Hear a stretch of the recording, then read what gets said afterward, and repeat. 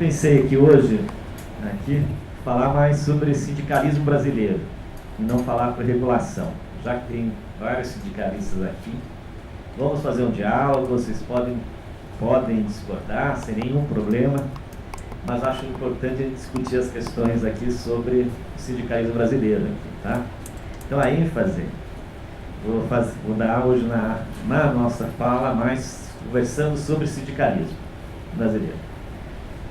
Até podia discutir a questão aqui das tendências, a negociação, que estava combinado, mas resolvi, não sei, sem consultar aqui, falei um pouquinho com a Silvia e com a Janaína, né? Dar mais ênfase na fala inicial sobre o sindicalismo brasileiro. Fazer uma fala inicial, depois a gente abre o debate, discute as questões aqui do país, tá? E quero começar falando, deixa eu ver como é que me organizo aqui para... tá.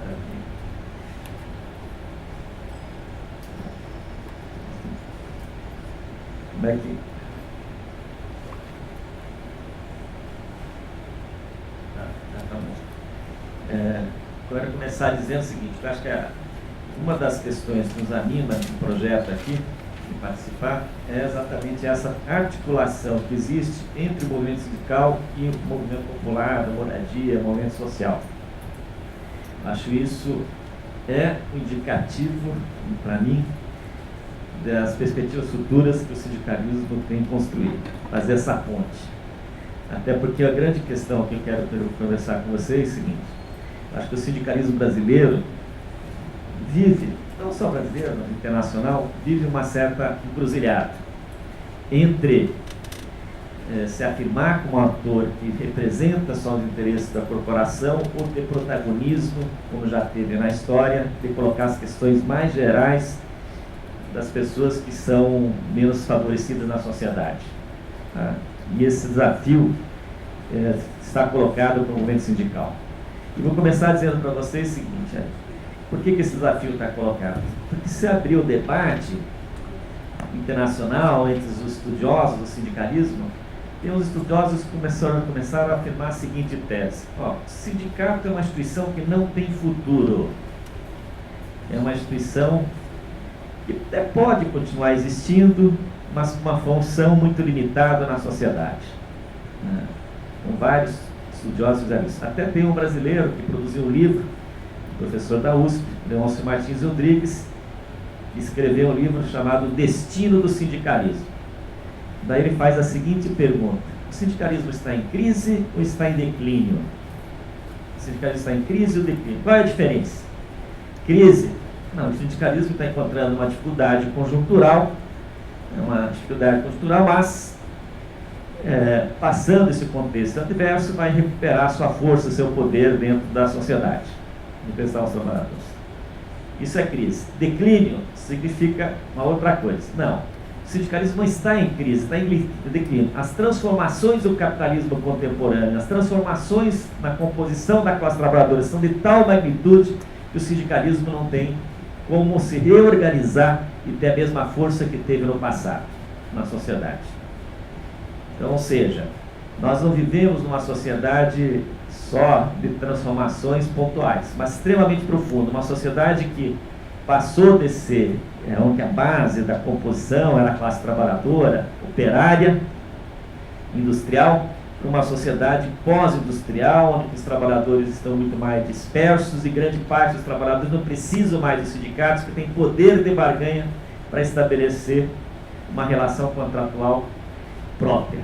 Tá? Então, esse debate está colocado. E muitos autores se posicionaram favorável, contra, né, se o sindicalismo estava em crise, se o sindicalismo estava em declínio, se o sindicalismo tinha futuro ou não tinha futuro. Tá? Como reação a esse debate, e é um pouco a perspectiva que eu vou colocar aqui, como reação a esse debate um pouco internacional, por que esse debate internacional está colocado? De fato, se olhar na maioria dos países, você vai perceber que o sindicalismo perdeu filiados. Você vai observar em grande parte dos países, principalmente os que conseguiram um grau um grau de desenvolvimento maior, que o sindicalismo tem menos influência dentro das sociedades. Você vai perceber que os resultados da ação sindical são mais limitados, perdendo direitos, o número de greves cai em boa parte dos países. Você vai ver uma série de indicadores que, de fato, indicam uma certa fragilização do movimento sindical. Tá? Mas, em reação a esse debate, começou a surgir também uma outra corrente, que o Hugo talvez tenha falado um pouco mais com vocês sobre isso, na sessão que ele veio. Começou a surgir uma outra corrente dizendo, ó, vamos observar o que existe de novo dentro do movimento sindical. Quais são os sinais de revitalização, de renovação do sindicalismo no mundo. Tá? De renovação do sindicalismo no mundo. No texto que eu passei para vocês, inclusive, não sei se vocês chegaram a ler, o Andréa Galvão exatamente dialoga com essa literatura. O texto da Andréa Galvão, que mandei aqui para a aula de hoje.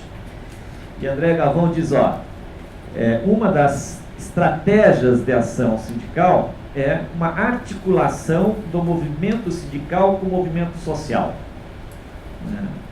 Uma estratégia. Ou seja, do sindicato sair só da defesa das questões corporativas e se articular enquanto um movimento social mais amplo. Buscando alianças, por exemplo, com a luta dos migrantes, ou as outras lutas mais gerais envolvendo movimentos sociais dentro das sociedades. Tá? Ou trabalhando com segmentos que estão mais precarizados, né? E que estão numa condição bastante inferiorizada dentro dos países nacionais. Até tem um filme que retrata um pouco isso, que chama Pão e Rosas, que trata a coisa sindical com o trabalho imigrante nos Estados Unidos. Tá? Então, ou seja, o sindicalismo de movimento social, mais para frente. Outros vão dizer, tem um sindicalismo mais radical, uma postura mais crítica, de querer fazer uma ação de enfrentamento mais do capitalismo, uma contraposição, claro, ao sindicalismo. E tem outras perspectivas de um sindicalismo mais de parceria, então tentando buscar construir outras alianças, inclusive com segmentos políticos e empresariais, para tentar o sindicato ganhar alguma legitimidade na sociedade. Tá? Mas são estratégias, vamos chamar, utilizadas para enfrentar esse debate. Outros autores só vamos buscar os sinais de renovação, elegendo algumas categorias para analisar elas. Exatamente essas categorias de revitalização aqui que eu vou tentar utilizar para fazer um balanço do sindicalismo brasileiro nos anos 2000. Tá? Para fazer um balanço do sindicalismo brasileiro nos 2000. Já vou adiantando para vocês o seguinte, eu sou um dos que estuda sindicalismo, relações de trabalho no Brasil, eu estudo por curiosidade, pura e simplesmente, tá? Não é só por curiosidade, também por curiosidade, mas estudo fundamentalmente porque eu acho que nós não vamos ter sociedade civilizada, minimamente civilizada, não teremos sociedade democrática sem a existência de sindicatos. Então, acho a instituição sindical uma instituição extremamente importante para a vida em sociedade. Tem que ter sindicato, que senão os trabalhadores, uma parte importante da sociedade, vão estar alijados dessa sociedade. Então, eu considero que o sindicato é uma coisa importante. Então, as críticas, as observações que eu vou fazer aqui, é mais no sentido de quem tem preocupação de pensar como que o sindicato se fortalece, tá? Essa é a primeira observação. A segunda observação, aqui antes de começar aqui a analisar essas categorias, eu queria também chamar a atenção, se nós olharmos o caso brasileiro em relação internacional, o caso brasileiro em relação internacional, nós vamos perceber também diferenças. Tá? Vamos perceber diferenças.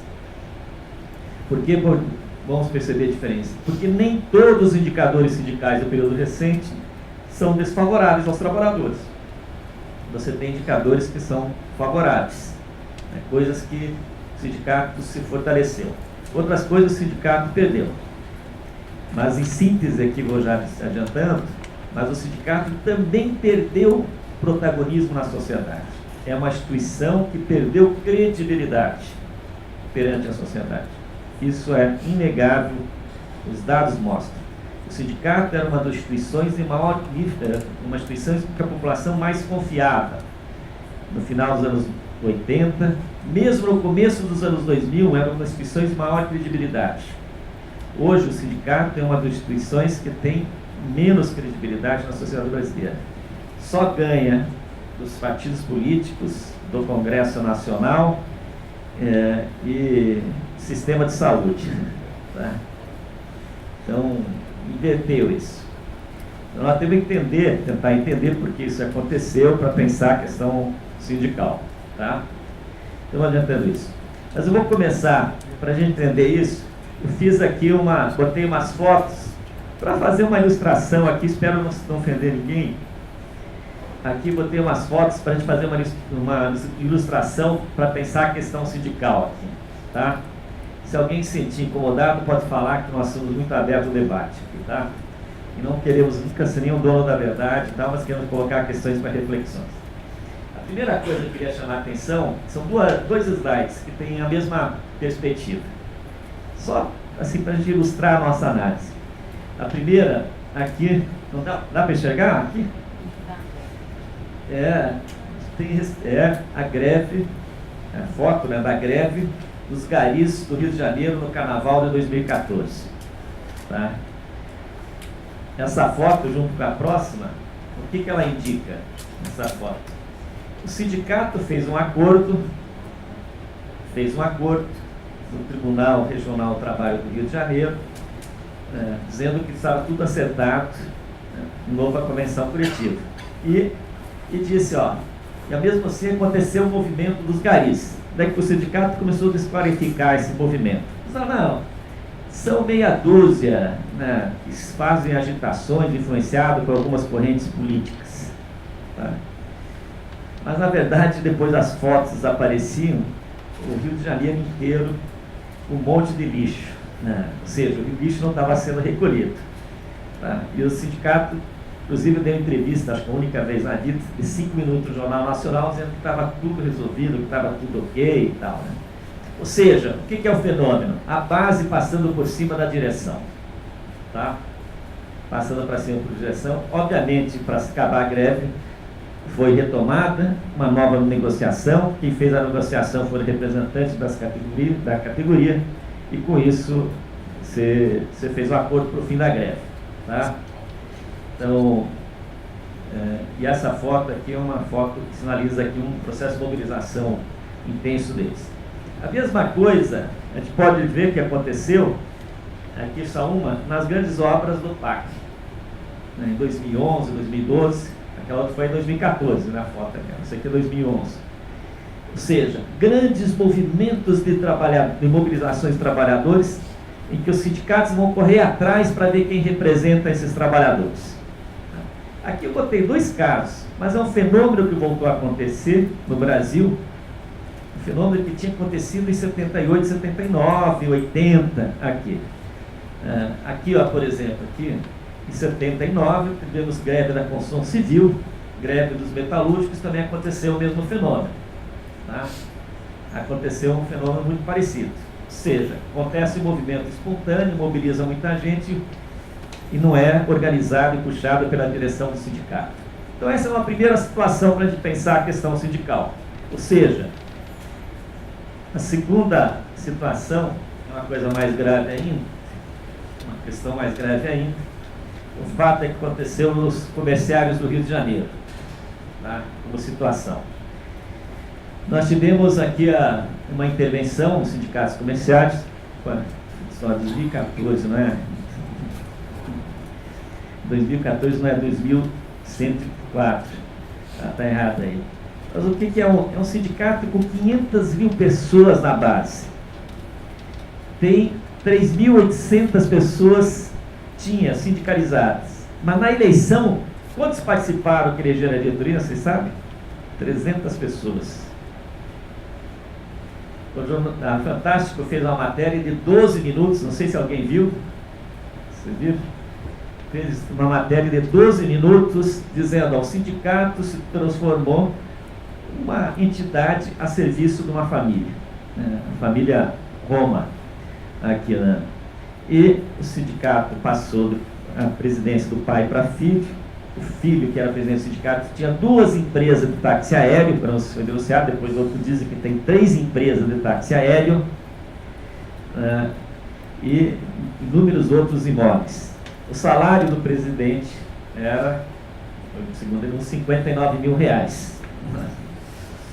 E além do presidente, a mulher dele, acho que tinha um salário de 32 mil, a mãe tinha 16 mil, a cunhada de, assim, só. Tá? E ao mesmo tempo que tinha todas essas situações, aqui o sindicato não recolhia os encargos previdenciários. Estava devendo 45 milhões para a União, porque não recolhia os encargos previdenciários. Tá? Num sindicato grande, não estamos falando de sindicato pequeno, né? Um sindicato imenso. Tá? Ou seja, uma situação que a gente vê se reproduzir, esse é caso ilustrativo, de muitos sindicatos que não estão a serviço da luta geral aos trabalhadores, mas estão a serviço, pura e simplesmente, de quem o dirige. Tá? E se perpetua no poder muito mais em benefício próprio do que em benefício da categoria. Algo possibilitado para a nossa forma como os sindicatos estão regulamentados no país. Tá? Agora, a outra situação já são exemplos contrários.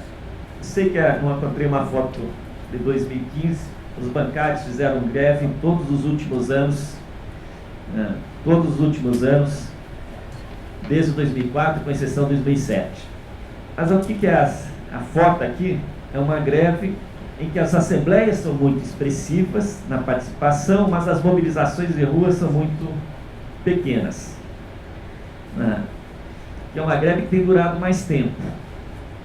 E hoje, uma greve dos bancários, no sistema bancário, a greve do setor terceirizado é mais sentido do que a greve dos bancários, porque você tem como manter o sistema financeiro funcionando, apesar das agências fechadas. Então, você tem essa situação, né? Faz greves sem fazer grandes manifestações de rua, e greves bastante prolongadas, mas faz greve bastante prolongada, e as greves têm sido bem sucedidas, pelo menos do ponto de vista de melhorar a remuneração do trabalho. Tá? Então, ou seja, acontecem as greves com essa situação.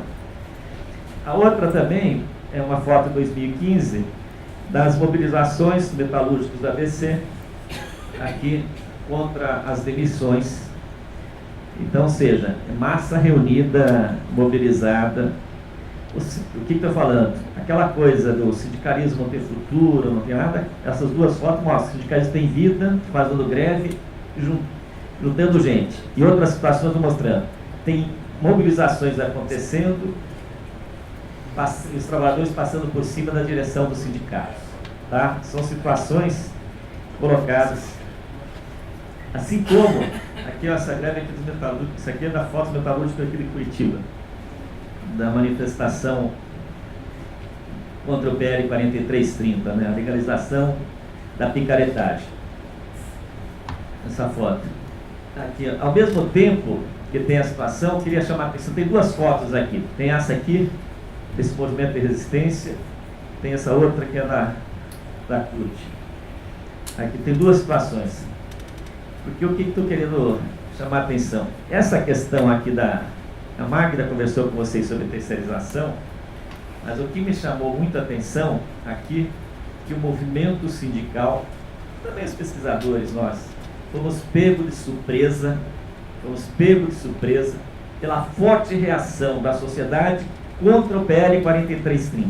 Quando o Cunha botou em votação, no dia 6 de abril, aquele projeto de lei, tinha um pequeno, por isso eu botei aqui, tinha um pequeno grupo mais aqui identificado com a CUT, nem toda a CUT, viu? É um grupo mais identificado com a CUT, que foi para a frente do Congresso Nacional se contrapor ao PL 4330, tá? Dia 6 de abril. Votou no 6 de abril 400 e, não sei se lembro certinho o número, 400 e poucos deputados votaram a favor ao projeto.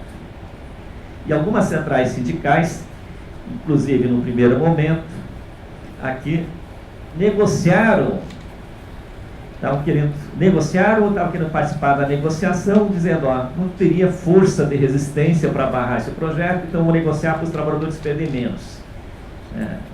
Ou seja, alguns até justificaram, vamos negociar porque a gente está assegurando direitos para os terceirizados. Ninguém sabe que direito foi assegurado aos terceirizados. Por quê? Os terceirizados são regidos pela mesma legislação que qualquer um dos trabalhadores brasileiros. Então, é o mesmo, seja carteira assinada, 13º, férias, todos os direitos trabalhistas servem tanto para o terceirizado como para o trabalhador diretamente contratado. Tá? As centrais sindicais, depois que viram nas redes sociais, aí sim começaram a fazer um movimento de mobilização da sociedade que resultou no 15 de abril. Essa paralisação aqui, Dia Nacional de Paralisação, e essa foto aqui é desse Dia Nacional de Paralisação, que eu acho uma foto bastante expressiva, no Dia Nacional de Paralisação aqui contra o PL 4330. Tá? As centrais foram pegas de surpresa, na minha avaliação. E aí foi, todas as centrais foram ajustando a sua estratégia a essa nova realidade colocada. Tá? Então, desde o Conlutas até a Força Sindical, passando pela CUT, pela UGT e pela nova Central Sindical. Todas elas, tá? Com essa nova realidade. Tá? Não que o pessoal achava, concordava, né, com o projeto, alguns eram muito críticos, outros não. Mas a reação da sociedade fez as centrais mudarem a sua posição, ou a sua estratégia em relação ao projeto. Tá? Todas elas foram pegas de surpresa na minha avaliação. Tá? Depois até posso contar mais detalhes se quiser. Mas o que eu quero chamar a atenção? Nós estamos vivendo uma onda que é conservadora, com grandes mobilizações, mas a sociedade reage em alguns momentos dizendo, não queremos que qualquer coisa seja aprovada dentro do Congresso Nacional, nós queremos que sejam preservados direitos e proteção social. Tem sinalizações contraditórias, apesar disso. E essa coisa da terceirização foi isso. E esse 15 de abril, aqui, essas manifestações, foi muito expressivo. A imprensa não deu cobertura, mas foram milhões de trabalhadores que se engajaram nessas paralisações. Em 6 capitais não funcionou transporte coletivo por algumas horas, ou seja, parou tudo. Tá? Grandes cidades, não foi repercussão. E teve uma mobilização em praticamente todas as categorias. Né? Todas as categorias aí teve mobilizações nesse período. Tá? Ou seja, o que eu estou querendo mostrar são situações diferentes do sindicalismo para a gente pensar. São todas situações muito vivenciadas recentemente. Tá? Então, que é esse o nosso objeto de análise aqui. Olhando as situações, vamos agora para análise um pouco disso, mais geral, a partir daquelas categorias de revitalização. Eu só vou voltar atrás aqui para mostrar o seguinte, para nós entender um pouco o sindicalismo no período recente, e aqui você, por favor, alguém me controla o tempo aqui, que me dá um toque quando faltar um tempo. Para a gente fazer a análise do sindicalismo recente, a gente tem que olhar um pouco como é que é a nossa organização sindical. Aqui já vou causando talvez algumas polêmicas aí, mas não tem problema, tá? Não tem problema, estamos aqui para discutir. Como é que a gente pensa, como é que a gente enxerga a questão da organização sindical nossa? Aqui no debate. Primeira coisa, a gente tem que considerar o seguinte, por que nos anos 80 você tem um movimento de grande revitalização do sindicalismo. Qual é o debate dos anos 80? O debate dos anos 80 é o seguinte, vamos manter a estrutura sindical ou vamos fazer um sindicalismo com outra estrutura sindical baseada na liberdade e autonomia, no autofinanciamento dos trabalhadores, na negociação coletiva direta, no fim do poder normativo. Esse é o debate dos anos 80, do sindicalismo brasileiro. Você mantém estrutura contra estrutura. Nos anos 90, esse debate continua. Você faz até um fórum nacional para fazer uma reforma no sindicalismo brasileiro, quando o Barelli era ministro do Trabalho, reforma que foi mal sucedida, não teve efetivação. Collor tentou fazer uma reforma, também introduzindo no Brasil a ideia de ter sindicato por empresa, né? Mas também não foi aprovado. Tá? Não foi aprovado, baseado em liberdade de autonomia sindical. Mas no debate dos anos 90, é um debate que o sindicalismo começa a perder força. Né?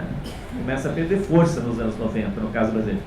Aí o debate é, por que o sindicalismo perde força nos anos 80? E aí tem duas grandes interpretações divergentes. Por que o sindicalismo perde força nos anos 90? A primeira interpretação aqui é mais hegemônica na academia, nos estudos, entre os pesquisadores. A primeira é dizendo que a fragilização do sindical tem a ver com uma alteração na estratégia da principal central sindical existente no Brasil, que deixou de privilegiar a mobilização direta e começou a priorizar a negociação. A negociação. Então, vamos citando vários casos, dizendo o seguinte, não mobiliza, mas discute como é que enfrenta a crise do setor automotivo. Então faz, que é a Câmara Setorial Setor Automotivo, é um exemplo muito grande disso, mas é um exemplo, tá? Tem muitos outros. Aí o que faz? Sindicatos importantes do setor automotivo vão negociar com o governo, com empresários, para enfrentar uma forma de enfrentar aquela crise econômica que o Brasil estava colocado naquele período histórico. Aí vão, na negociação, introduzir, pega esse caso que é bem visível, vão introduzir o carro 1000 cilindradas. Por que introduz o carro 1000 cilindradas, né, do motor 1000? Que não tinha no Brasil. Introduz esse carro porque esse carro é mais barato, o seu custo de produção é mais barato, então é mais fácil das pessoas comprar. Vão criar subsídio, para a compra de carro, ou seja, reduzir impostos para facilitar as pessoas comprar carro, e vão estabelecer linhas de crédito para as pessoas comprar carro. Em troca desse acordo, os empresários se comprometiam a assinar um contrato coletivo de trabalho com os trabalhadores e manter o nível de emprego durante um período. Tá? Troca manter o problema. Então isso gerou uma polêmica muito grande. Alguns dizem assim, não é função, um grupo, né? Não é função do movimento sindical fazer uma gestão da crise do capital. É função do movimento dos trabalhadores agudizar as contradições de classe na perspectiva de superar o capitalismo para construção de uma outra sociedade não baseada na exploração do homem pelo homem. Tá? Então não é função disso. E mais ainda, você está fazendo subsídio para o setor que não precisaria, porque é um setor que tem recursos. O outro grupo vai contrapor. E pessoas importantes, tipo o Chico Oliveira, que faz essa contraposição. Diz, é melhor o movimento, essas questões serem acordadas entre autores sociais e governo. É melhor isso acordar, mesmo sabendo que existe, por causa da questão da classe, conflitos, né, capital-trabalho, mas que nesse caso aqui é melhor isso, porque isso abre a possibilidade de ter saídas mais negociadas, que é um pouco o que aconteceu na Europa do Estado do Bem-Estar Social. Tá? Então aí diz, você vai ter uma convergência no conflito, vamos usar esse termo, uma convergência no conflito. Então, é melhor isso. Depois os indicadores vão defender, outros que defendem isso. Não, mas ao fazer isso, aumentou a renda, aumentou o emprego e acabou ficando melhor para todo mundo depois. Tá? Então, mas eu só citei esse exemplo para dizer o seguinte. Então, alguns acham que essa postura de apostar mais na negociação vai fazer uma negociação dentro dos parâmetros do que o neoliberalismo permite, e com isso se legitima o neoliberalismo e desarma os trabalhadores para se mobilizar contra ele.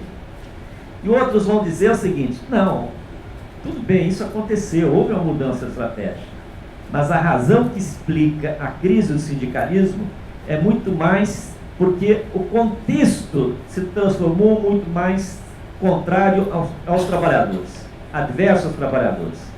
Se mudou isso.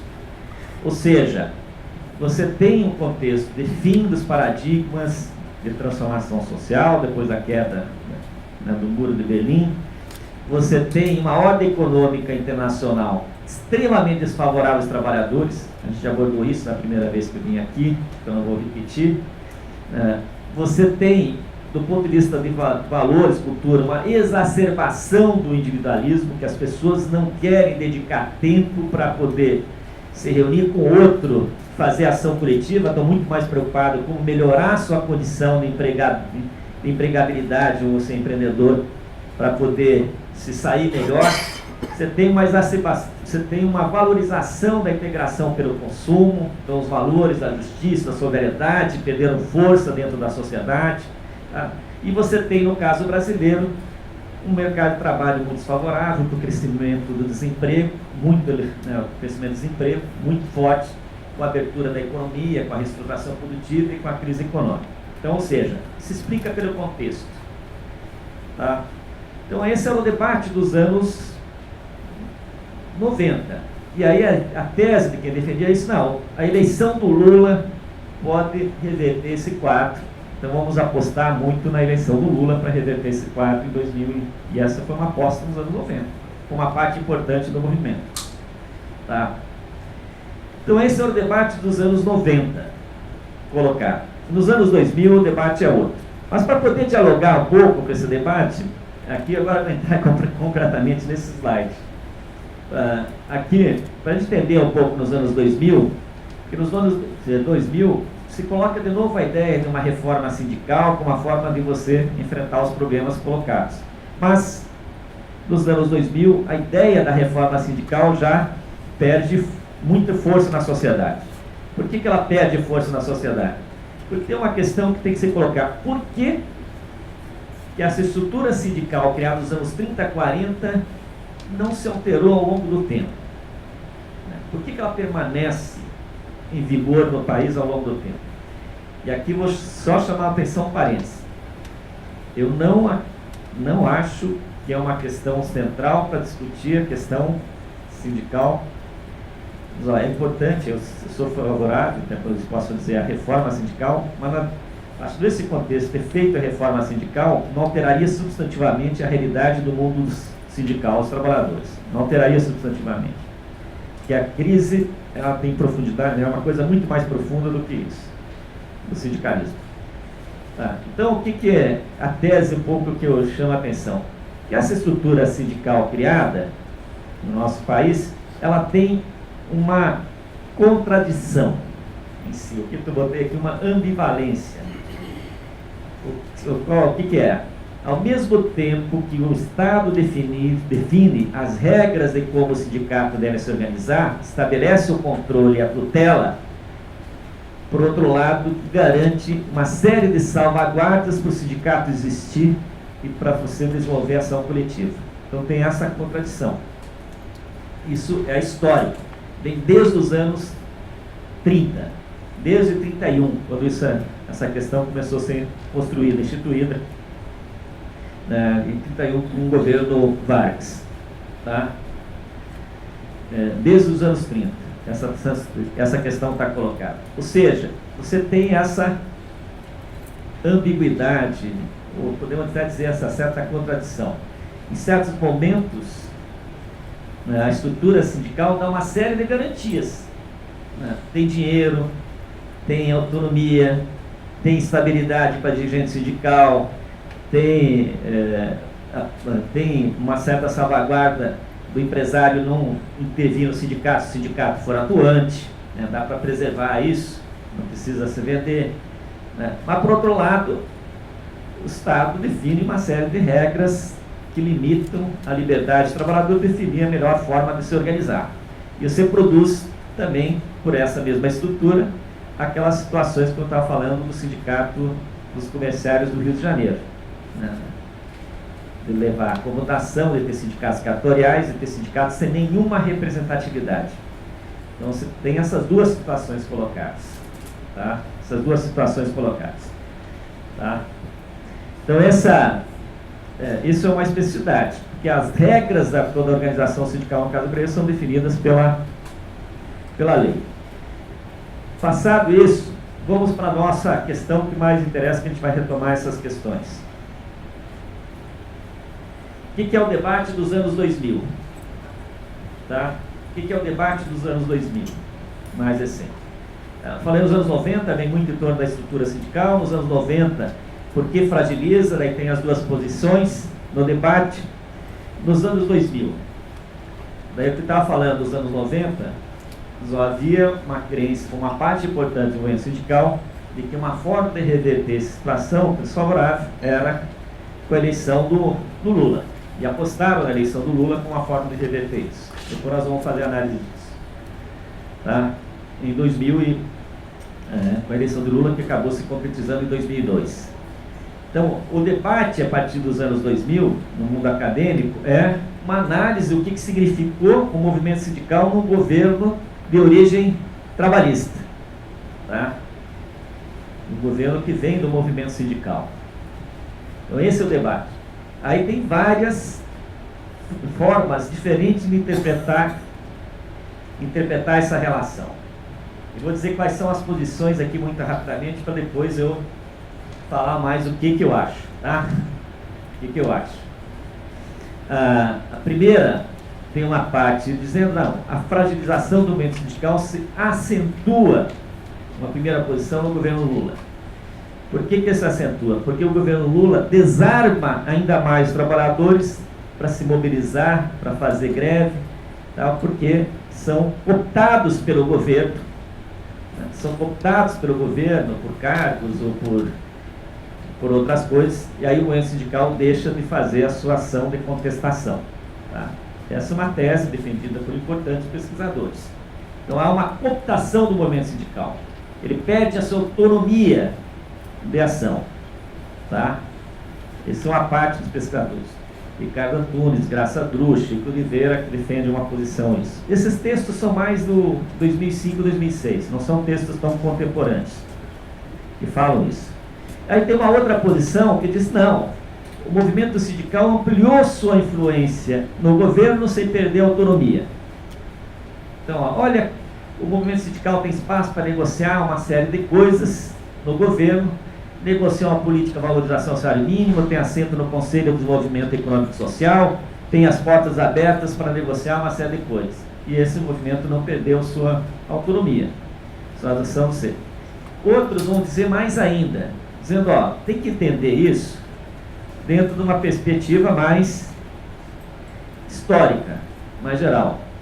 Tem que entender isso o seguinte, quem vai chegar no poder com a eleição do Lula não são os partidos só que apoiaram ele. Quem vai chegar no poder também com o governo Lula são as forças que apostaram na sua candidatura, e entre as quais uma parte importante do movimento sindical. E se eles são, agora eles são um componente da coalizão do grupo que chegou no poder. E ao chegar no poder, as suas funções se alteram na sociedade. Né? Então não deixa de ser só, não é só mais estilingue.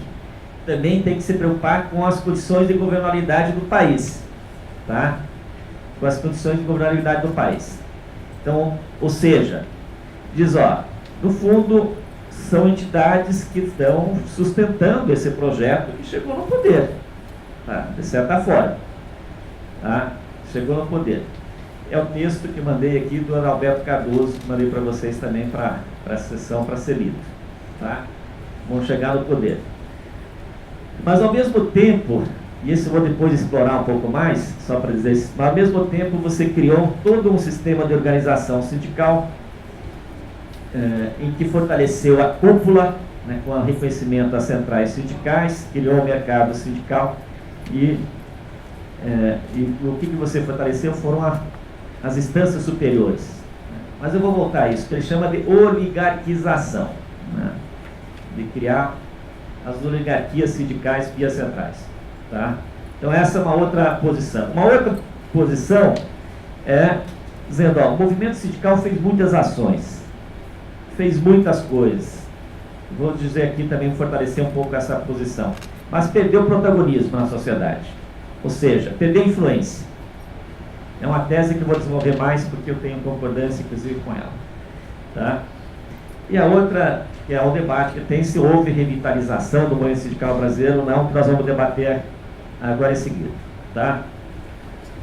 Então, para discutir essas questões, aqui, eu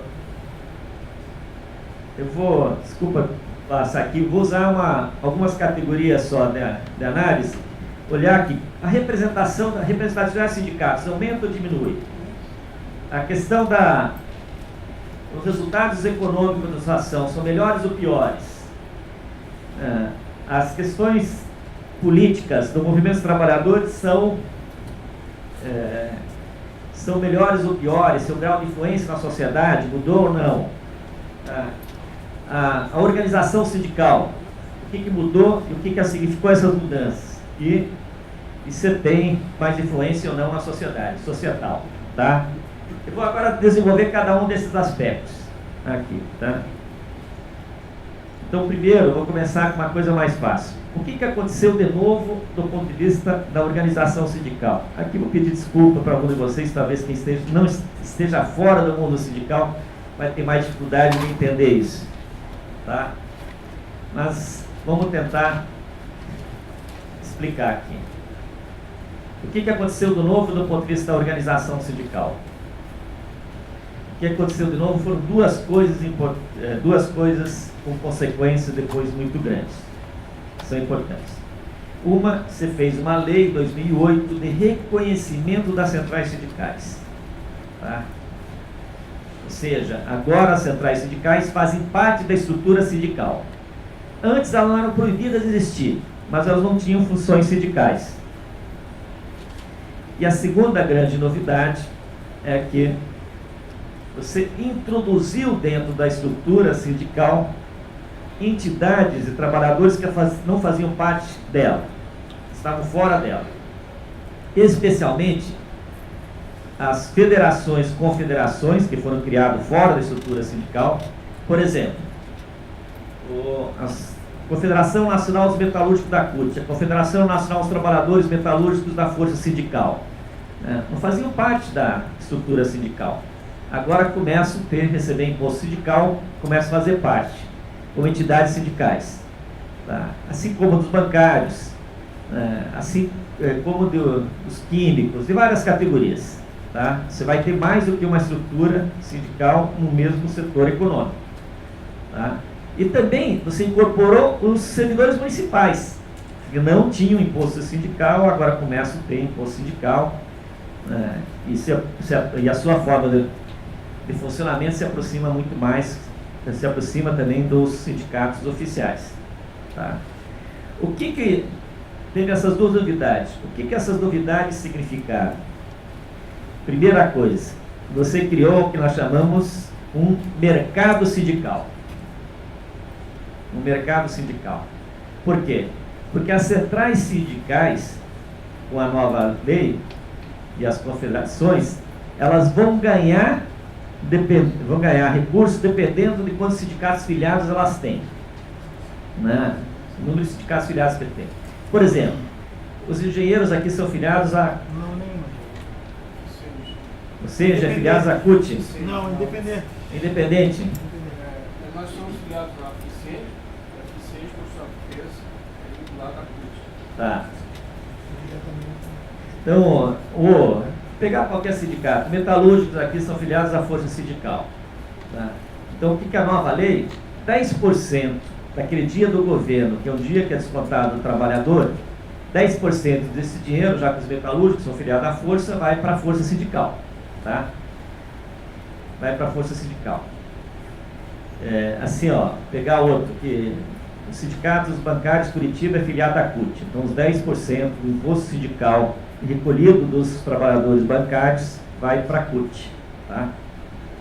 Então você tem isso que você alterou. Então o que para centrais sindicais poder ter mais recursos, ter mais poderes? Tem mais Está base. gravando aqui, não vou falar tudo o que eu queria. Infelizmente. Não, as centrais, mas eu falo a ideia sem falar os exemplos e nomes. As centrais sindicais fazem tudo para ter mais sindicato afiliado, porque isso significa ter mais recursos. Tá? Aí virou um negócio, né, ter sindicatos filiados. Virou um negócio. Então tem acordos assim, ó, desde doar carro, de oferecer assessorias, de promover viagens para dirigentes, até dividir esse recurso. Então, ó, virou um negócio. Tá? Então, financiar a oposição sindical começou a virar um negócio também, para as centrais. Desmembrar sindicatos também virou um negócio, porque é a possibilidade de você juntar mais dinheiro. É isso que nós estamos chamando o mercado sindical. Você criou um mercado sindical. Tá? A outra coisa que aconteceu, você continua ampliando o número de sindicatos. Né? Hoje, pelo site, hoje não, 2015, já tem um mês, dois. Não, o número de entidades sindicais, por exemplo, que estão lá no Cadastro Nacional, né, de entidades sindicais do Ministério do Trabalho, se você somar, somar todos eles, os que estão convalidados, que estão em fase de análise para convalidação, as centrais sindicais, de empregadores e trabalhadores, nós vamos ter 22 mil sindicatos no país. Tá? Ou seja, você tem muitos sindicatos. Nós vamos ver aqui, ó, deixa eu só mostrar para vocês aqui. Temos muitos sindicatos no país. O que vai acontecer? Não sei por que não foi para frente.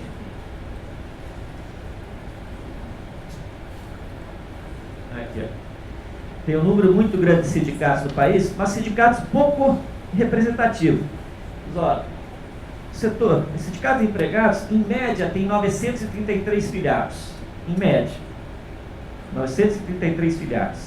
Sindicatos de servidores públicos, em média, tem 1.024 filiados. Ou seja, são sindicatos pequenos. Se eu contar aqui, metalúrgico, quantos filiados tem? Aqui, Curitiba. Tem bastante, eu não sei o número exato. Tá, mas ó, se o metalúrgico tem bastante, tem que somar muito outros sindicatos com pouquíssimo afiliado para a média da 936. 936 filiados por sindicato. Quando alcança a média de 63% da sua representação. Oi? E quando alcança 63% da representação. Tem 63% de filiados? São os motoristas e cobradores. Então, ó, aí está muito acima da média nacional, já vou mostrar os dados. Está muito acima. Muito acima. Tá? Então, ó, em geral, você tem muitos sindicatos e muitos sindicatos que tem pouco sócio. Então, você pega os comerciários do Rio, aqui eu estava mostrando que é uma 500 mil na base, 300 decidir a eleição sindical, é um negócio absurdo. Então, você criou um processo de pulverização sindical. Você tem hoje 12 centrais sindicais do país. 12 centrais sindicais. Depois eu vou falar um pouquinho dessas centrais sindicais aqui, tá? Daqui a pouco eu vou falar agora. Então esse é um fenômeno muito forte nosso. Então com isso, o que você fez? Você incorporou quem estava fora dentro da estrutura sindical, criou um mercado sindical, aprofundou a pulverização sindical. Pulverização significa fragilização dos sindicatos, porque com o sindicato pouca gente não tem força. Não adianta. Sindicato, para ter força, tem que ter gente atrás. Precisa ter gente atrás. Você tem uma pulverização sindical muito forte. Ou seja, desse ponto de vista, as novidades que ocorreram colocaram mais dinheiro para as centrais sindicais, teoricamente com maior capacidade de fazer política, mas você pulverizou muito mais os sindicatos e mostrar menor capacidade de ação. Tá? Essa é a primeira dimensão disso. E última coisa, aqui a gente pode discutir depois, foi enterrada da agenda a possibilidade de realizar qualquer reforma sindical. Isso está fora da agenda. Não tem hoje discussão de mudar os sindicatos. Para ver como é que evitamos que aquelas situações que a gente falei do sindicato dos comerciários do Rio não se reproduzam. Está fora. Não tem debate sobre isso. Tá? Ninguém está levantando isso. Então, essa dimensão da organização sindical. Segundo o seguinte, como é que, se olhar a filiação dos sindicatos, aumentou, diminuiu nesse período recente? Qual foi o comportamento da filiação dos sindicatos? O que nós vemos aqui? Você teve uma forte expansão não sei se dá para ler aqui. Esse aqui o gráfico mostra melhor, só para a gente não vai pegar os números. Nós tivemos uma forte expansão do emprego formal, com carteira assinada nesse período recente, que é o vermelho ali, cresce. Mas o número de sindicalizados, que é o azul, ali ó, cresce um pouquinho no começo da década dos 2000 e depois estaciona e depois cai. Está caindo agora no período mais recente. Está caindo no período recente. Mas, no caso brasileiro, pelo menos até 2008, diferentemente da experiência internacional, cresce o número de trabalhadores sindicalizados. Então, vai contra o movimento internacional. Eu te falei, o sindicato não tem futuro, a taxa de sindicalização está caindo, os sindicalizados estão caindo. Aqui não, aqui sobe. 3 milhões de novos trabalhadores se tornam sindicalizados. Mas cresce muito menos do que o emprego com carteira. Então a taxa de participação cai, né, dos empregos formais, é o caso isso. Então essa é uma mudança importante que vai acontecer aqui. Então a sindicalização agora nos anos recentes cai com mais intensidade. Em 2013 ela cai com mais força. Então está caindo agora a sindicalização. 63% é uma exceção. Na média nacional, 19%. Então, ou seja, está muito acima da média nacional. Mais de 3 vezes da média nacional. Então, é uma exceção. Não é regra. Aqui. Internacionalmente, 19% hoje não é considerado baixo. Porque a taxa de sindicalização é menor ainda no resto do mundo. A média. É mais baixa ainda do que a brasileira. Na França, para você ter uma ideia, que é um país civilizado, só 8% dos trabalhadores são filiados. Estados Unidos, no setor privado, só 7% são. Na Alemanha, que tem tradição sindical imensa, nos países, a taxa também está em torno de 20%. Caiu muito fortemente. Em todos os países caiu. Então, olhando do ponto de vista de sindicalização, você tem uma piora. Mas ela é muito recente, e se colocar o balanço de todo esse período, ainda em números de sindicalizados é positivo. É positivo. Agora, o que acontece internamente na sindicalização? Cresce a sindicalização na região Nordeste e cai a sindicalização na região Sul e Sudeste. Então, aqui a sindicalização cai.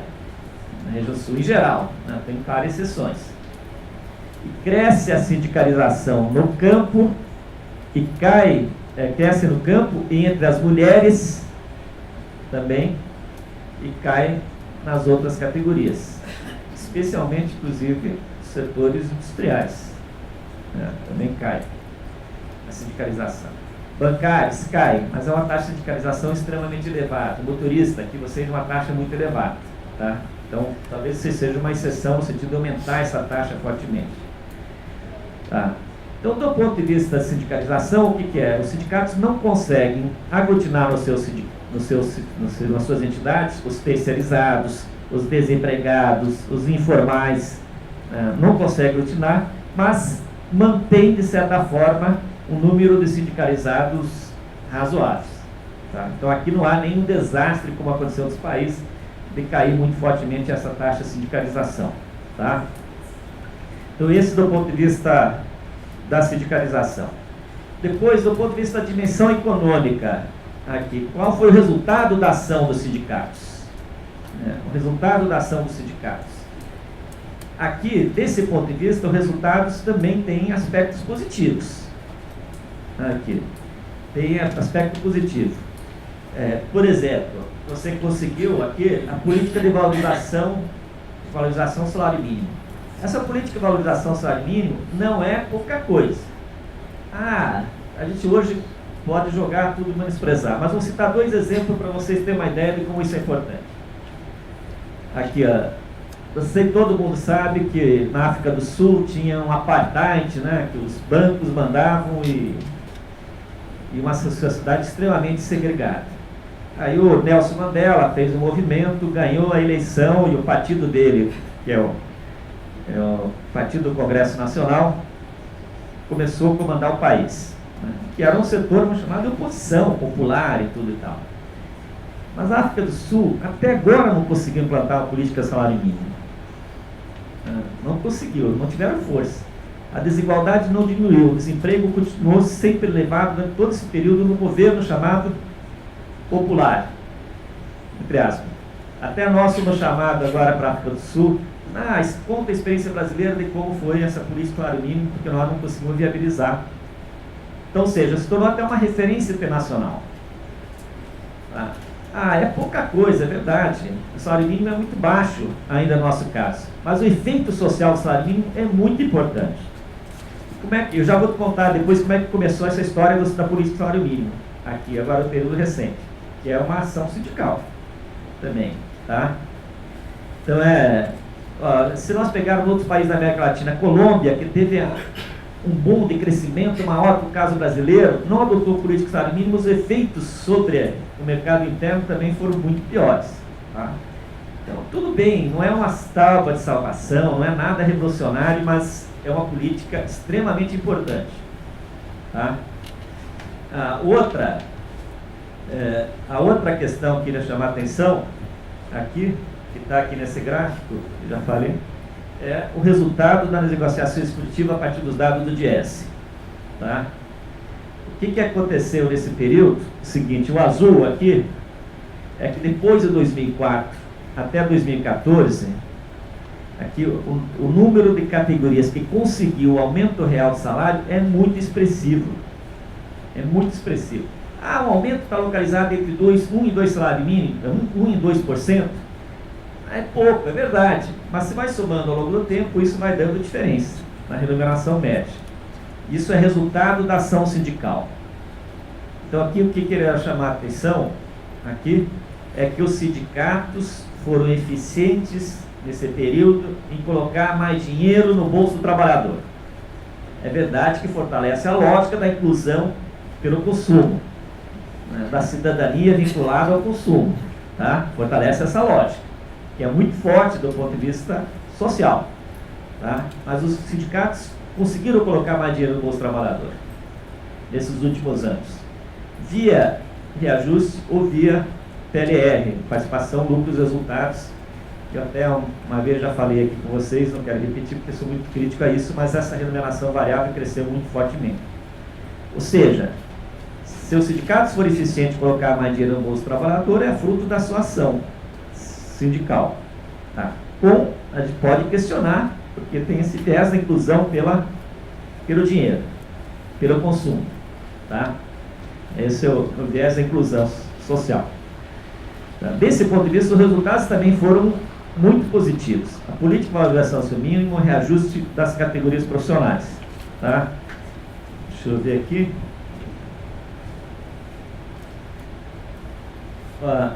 Desse ponto de vista econômico, também o dado do Diese mostra que, no caso brasileiro, as greves aumentaram nos períodos recentes.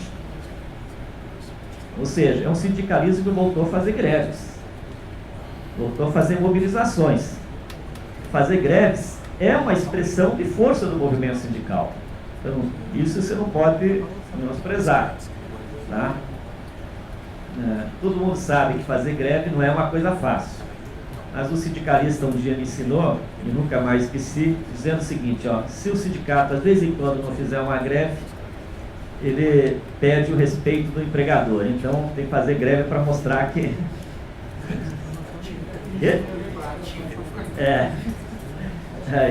tem que mostrar uma combatividade, senão o patrão passa a não mais respeitar. Tem que mostrar que tem capacidade de fazer uma ação coletiva. Mas estou tirando a brincadeira aqui, porque eu quero chamar a atenção que o número de greves subiu nesse período aqui recente, que é uma ação também econômica, no campo econômico dos sindicatos.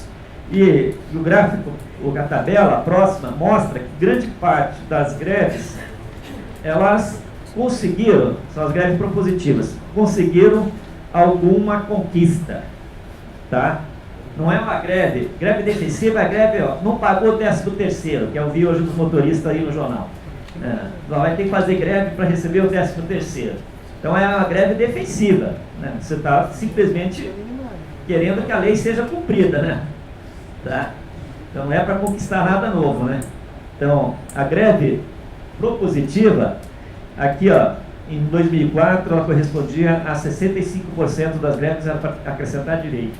Em 2012, que é o último dado organizado do DIEESE, que de 2013 tem esse dado, mas não foi publicado ainda o estudo das greves do DIEESE 2013.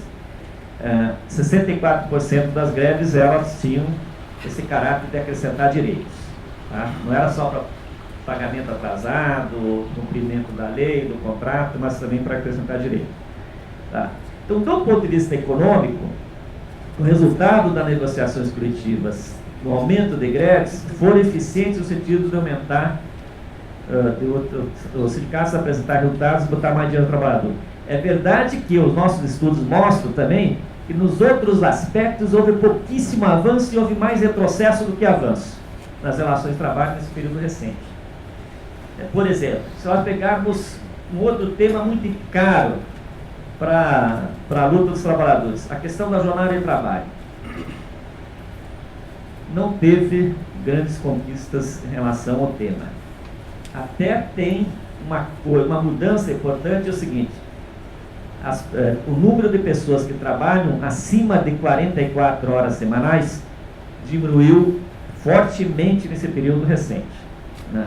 O número de hora extra diminuiu.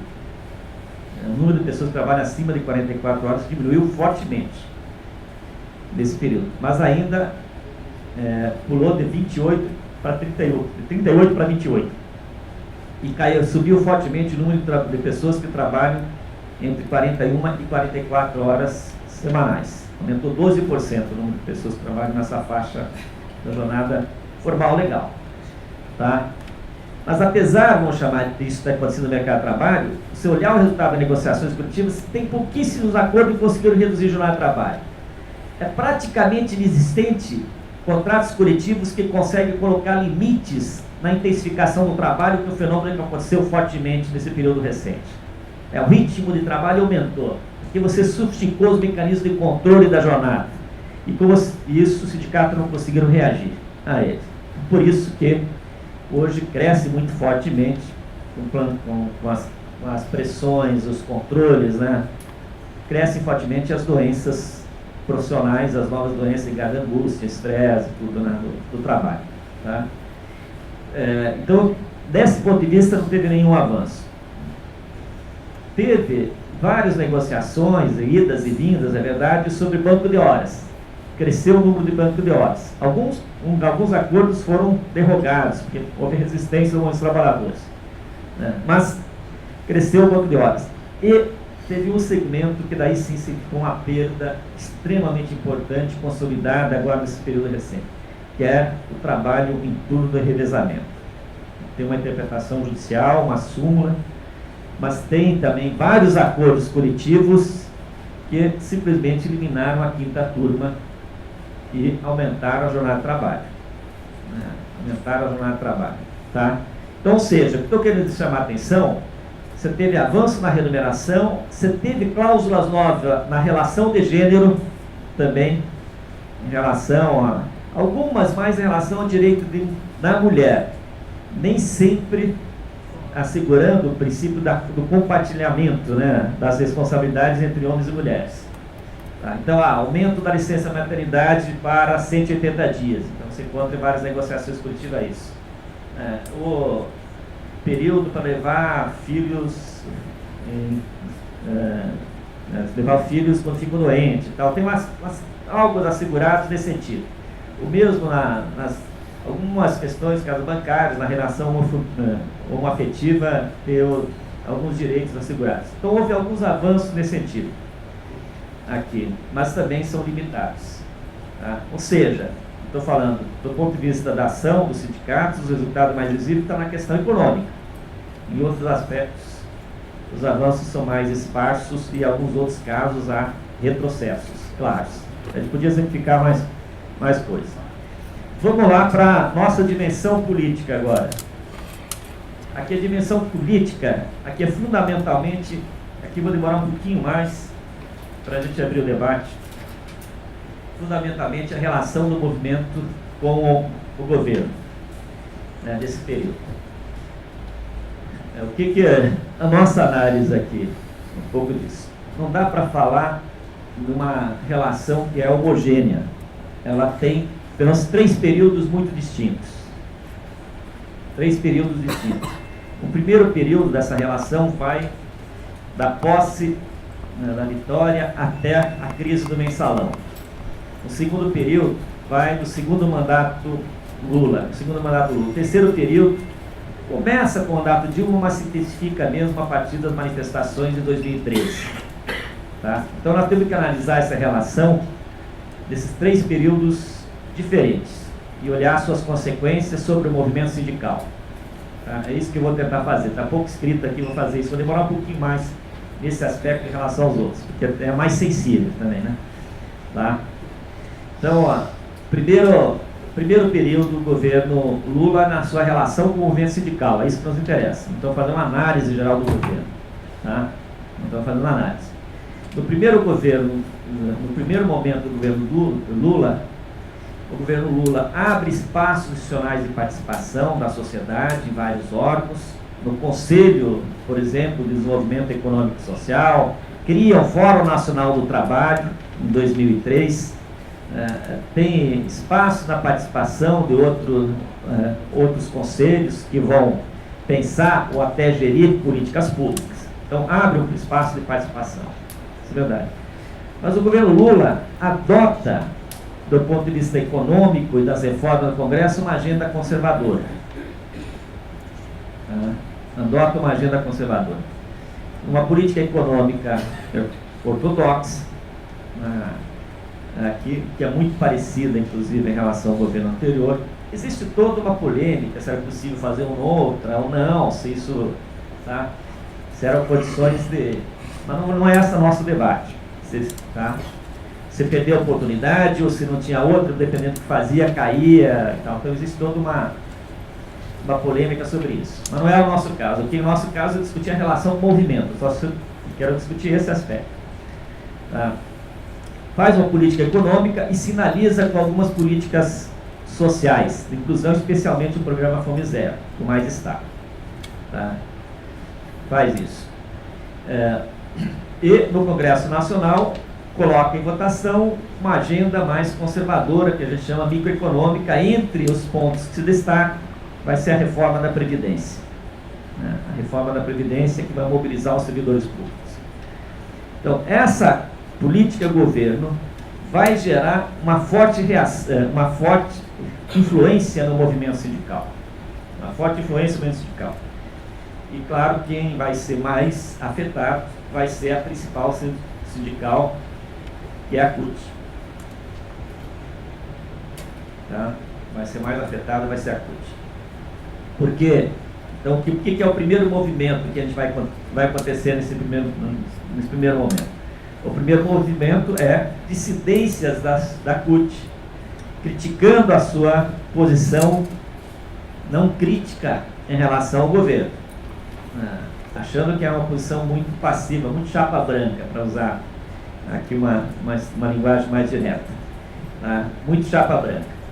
E isso vai significar, especialmente em relação à política econômica, em relação à reforma da Previdência, vai significar a saída, pelo menos, de 2 agrupamentos da CUT. Um que vai se formar depois o Conlutas, o SCP Conlutas, e outro que vai formar a Intersindical. A Intersindical depois vai rachar em 2. Né? Hoje são 2 intersindicais. Então, saem da CUT. Tá? E vão criar uma organização própria. A Intersindical nunca reivindicou de ser uma central sindical, né? É uma articulação de sindicatos. Tá?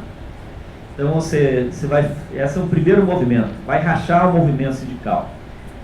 Ao mesmo tempo, acontece esse movimento no interior da CUT, a força sindical tem uma postura mais crítica em relação à política econômica, mas extremamente pragmática. Tá? Ao mesmo tempo está acontecendo o Fórum Nacional do Trabalho. o Fórum Nacional do Trabalho também vai ter duas grandes implicações para o movimento dos trabalhadores, ou três grandes implicações para o movimento dos trabalhadores, na sua organização.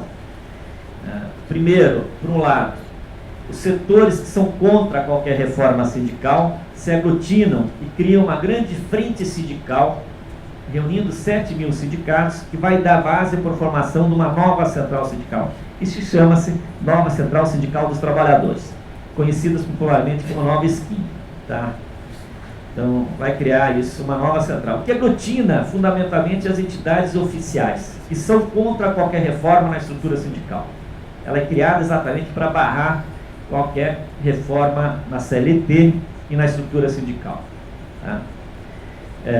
Então surge uma outra central sindical nesse processo. E a segunda decorrência do Fórum Nacional do Trabalho, que tem uma dissidência muito, tem uma discordância interna entre todos os atores muito forte, serve para uma certa aproximação das três principais centrais até então existentes: a CUT, a Força Sindical e a CGT, na época.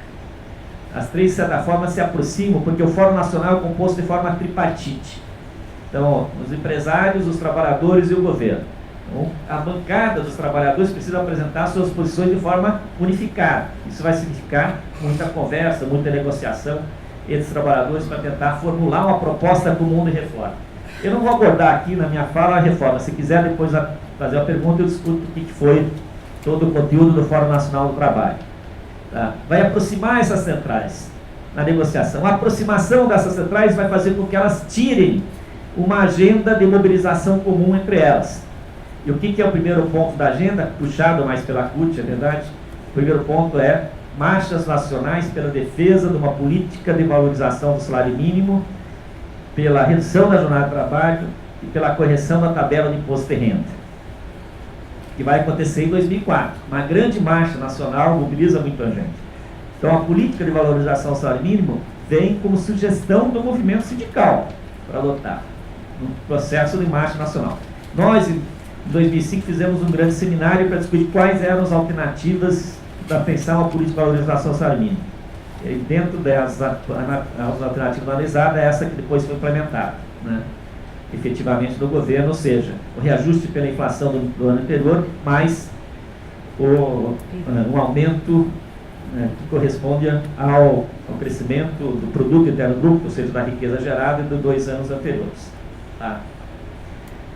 Então nós, ou seja, você tem um processo de aproximação das cúpulas do movimento sindical, das principais centrais sindicais, mais entre a CUT e a Força, e a UGT vem junto, porque depois no final a UGT vai acabar pulando fora do acordo da reforma sindical.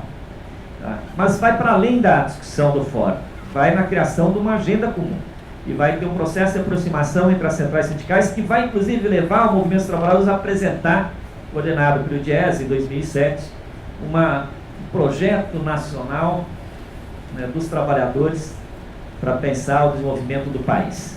Né? Então, essa agenda comum, vai ser essa aproximação comum. Tá? O governo Lula, com a crise do mensalão, aqui, vai também buscar recompor a sua base, né, sua base social. E vai sinalizar exatamente para esses setores, vai atender essa demanda da política de valorização do salário mínimo e vai, já tinha implementado, porque o FAMISER não tinha dado certo, o Bolsa Família, e vai ampliar imensamente o Bolsa Família. Tá? Isso ajuda a recompor a sua base social, de certa forma, que é fundamental para ganhar a eleição de 2006, né? E ganhar novamente.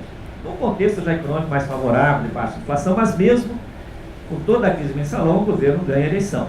Né? O Lula ganha a eleição. Tá? Com apoio desses movimentos. O que vai acontecer no segundo momento?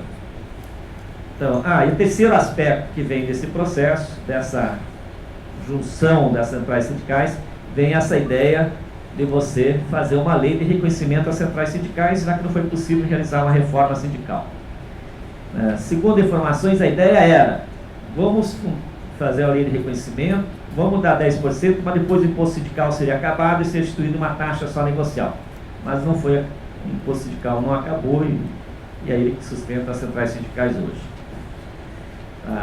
Então, no segundo momento, com esse processo de aproximação do governo com o movimento sindical, ele vai trazer para o governo, para dentro do governo, o apoio de praticamente todas as centrais sindicais, com exceção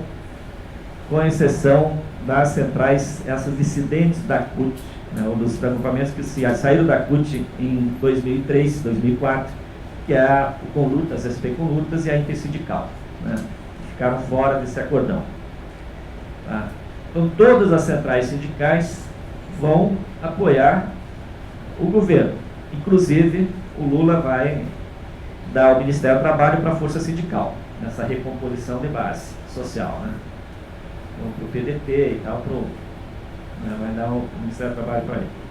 Tá. De 2004, 2006 até 2010, no período também cresceu fortemente o emprego, aumentou fortemente a formalização, a renda melhorou, então foi mais fácil, vamos chamar, essa defesa de aproximação. Como resultado disso, na campanha de 2010, todas as centrais sindicais, com exceção, obviamente, da Intersindical, com lutas, todas as centrais sindicais apoiaram a Dilma presidente. Inclusive a Força, que nos outros anos sempre tinham apoiado outras candidaturas, apoiaram a direção mais nacional da Força. Eu sei que aqui, por exemplo, os metalúrgicos de Curitiba tiveram outra posição sempre. Tá? Mas todas as centrais sindicais, com exceção dessas três, apoiaram a reeleição da Dilma em 2010. Quê? A reeleição. Não, a eleição. A eleição. 2010. A eleição, desculpa. A eleição 2010. Tá?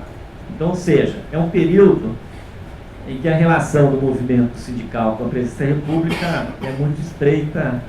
O Werneck Viana, inclusive, fala que as coisas se resolviam na cozinha e via com perspectiva otimista no governo Dilma que essa autonomia das instituições seria reafirmada. Tá? Então foi esse o período. Mesmo na crise de 2008, o movimento sindical formulou uma série de alternativas, negociou com o governo para enfrentar aquela crise de 2008 e sair mais rápido dela. Tá? Então tem um processo de aproximação. Com o governo Dilma, começa a haver uma outra dinâmica, que a Dilma não tem essa relação que o Lula tinha com as centrais sindicais. A Dilma, no seu primeiro mandato, até aprova mais leis favoráveis aos trabalhadores que o Lula. Tá? Mais leis favoráveis aos trabalhadores que o Lula. A Dilma aprova. Tem um levantamento do DIAP, um texto que a gente reproduz. Mas a relação dela é uma relação de equidistância, tá? Que ainda fica mais equidistante depois das manifestações de 2013, que aí nós inauguramos uma nova fase, definitivamente, depois de 2013. Porque 2013, aquelas manifestações também vão ter um impacto muito grande no movimento sindical. Eu vou rapidamente dizer minha posição sobre essas manifestações de 2013 e o seu significado. 2013. Ainda é cedo para uma análise mais acabada do que significaram aquelas manifestações de 2013. No calor da hora, as interpretações eram uma, hoje acho que já são outras, na minha opinião. Então, mas ainda é cedo. Mas 2013 pegou toda a sociedade surpresa pela dimensão. O que dá para olhar daquelas manifestações? Dá para fazer uma alegoria com o carnaval, assim, né? Sim, são vários blocos que se expõem na rua, cada um com um enredo diferente, e extremamente diferente, das manifestações de 2013. Ou seja, por um lado, elas são expressões de uma série de tensões sociais criadas por esse período recente. Ou seja, você teve um processo de inclusão das pessoas pelo consumo, melhora da sua renda, do trabalho, mas você não avançou do ponto de vista da constituição de políticas públicas mais gerais que pudesse a população sentir uma melhora delas. Então, o que é um grande ponto da manifestação de 2013? É reivindicar, assim, transporte coletivo mais barato, saúde, educação, moradia, ou seja, são bandeiras progressistas, de avançar um processo de inclusão que vá para além do consumo, mas também que estruture políticas públicas de caráter mais universal. Tá? E o movimento Passe Livre é uma expressão exatamente desse caráter. O movimento Sem Teto é uma expressão exatamente disso. Tá? Mas você vai ter também, então eu vou ser bastante sintético, né? Vai ter muitas forças que vão, né, naquela cartaz um pouco, cada um levantando o seu cartaz, né? Desde a luta contra a corrupção, contra restrições que estavam em discussão no Congresso Nacional do papel do Ministério Público, várias coisas.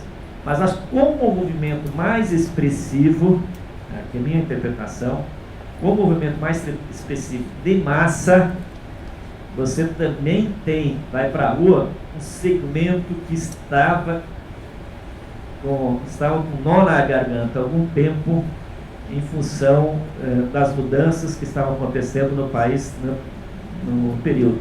Quem era esse perfil da massa que as Folha de São Paulo mostrou? Jovens, universitários, pré-universitários, com renda acima da renda média nacional. Tem jovens da periferia? Tem também, mas mais massivamente eram os jovens universitários de classe média aqui. E vão para a rua com bandeiras muito distintas e alguns grupos mais organizados de direita fazendo campanha contra os partidos políticos e contra qualquer força de esquerda. Eu vou ilustrar isso com 2 fatos aqui. Um primeiro fato, para mostrar isso, encontrei uma professora amiga minha, e ela é Liliana Sigrini, uma pessoa já mais de idade, né? E ela é uma curiosa, de esquerda, não tem militância partidária nenhuma, assim, mas é considerada uma pessoa de esquerda. No meio universitário é muito crítica e tal, da família também, de uma família tradicional de São Paulo. Ela é de uma família tradicional no interior de São Paulo.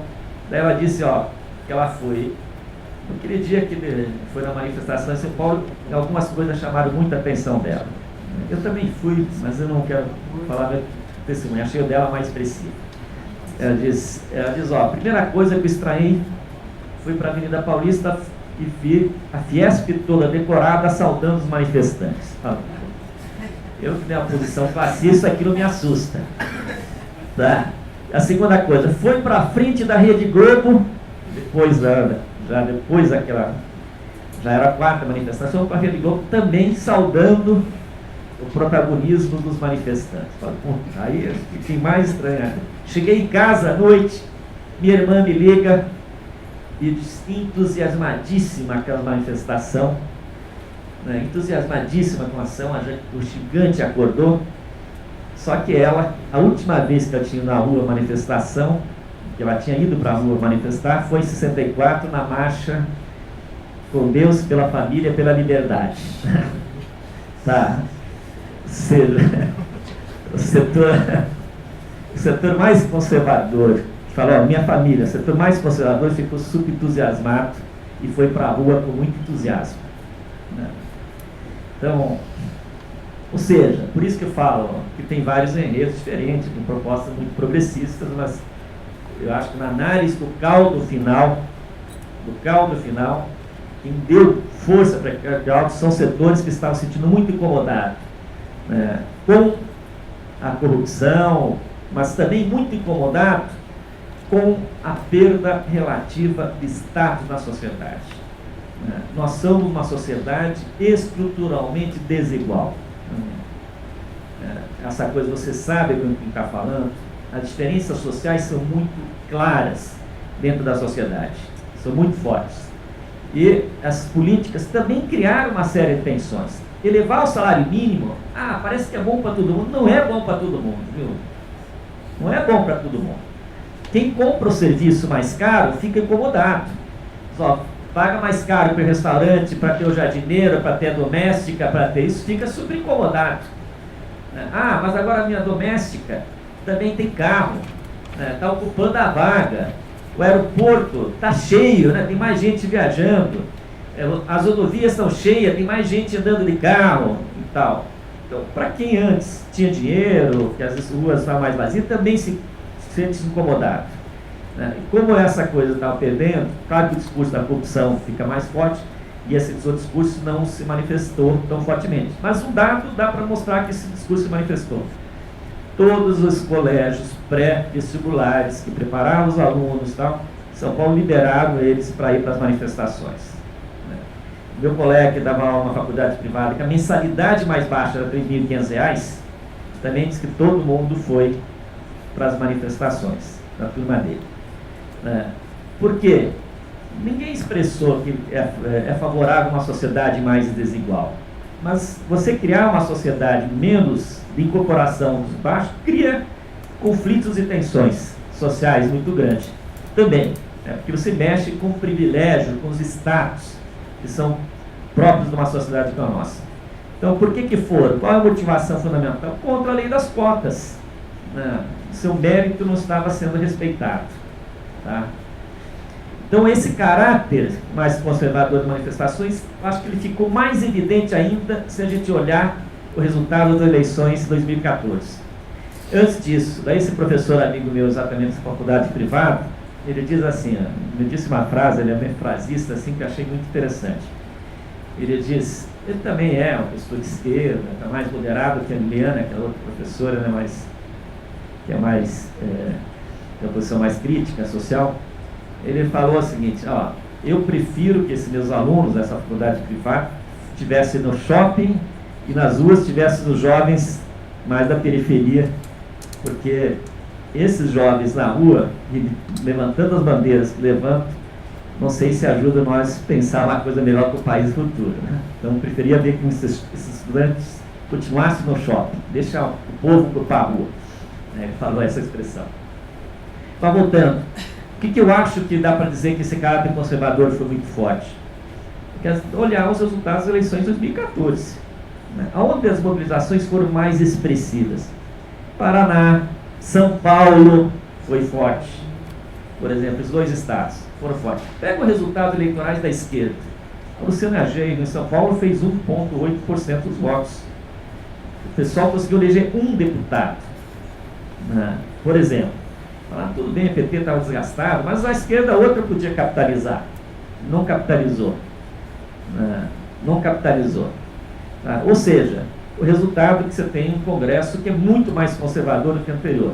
Nós estamos discutindo sindicalismo aqui na coisa política, um dos elementos é essa. A bancada sindicalista caiu pela metade. Fora o fenômeno Marina. É que o fenômeno Marina, para ser generoso, é também marcado por grandes ambiguidades.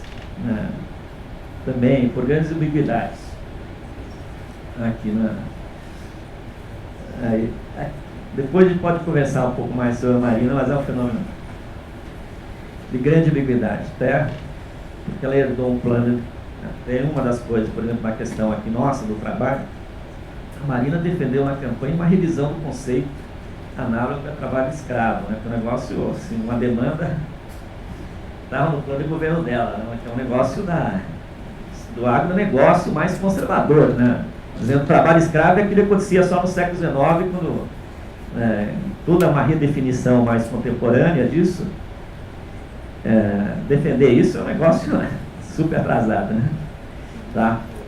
Mas tô falando, tem essa coisa, toda a plataforma, tudo muito conservadora, mas aparecia com um novo, às vezes quando descontentamento e tal, capitalizou um pouco isso. Então por isso acho que é um fenômeno mais controverso um pouco.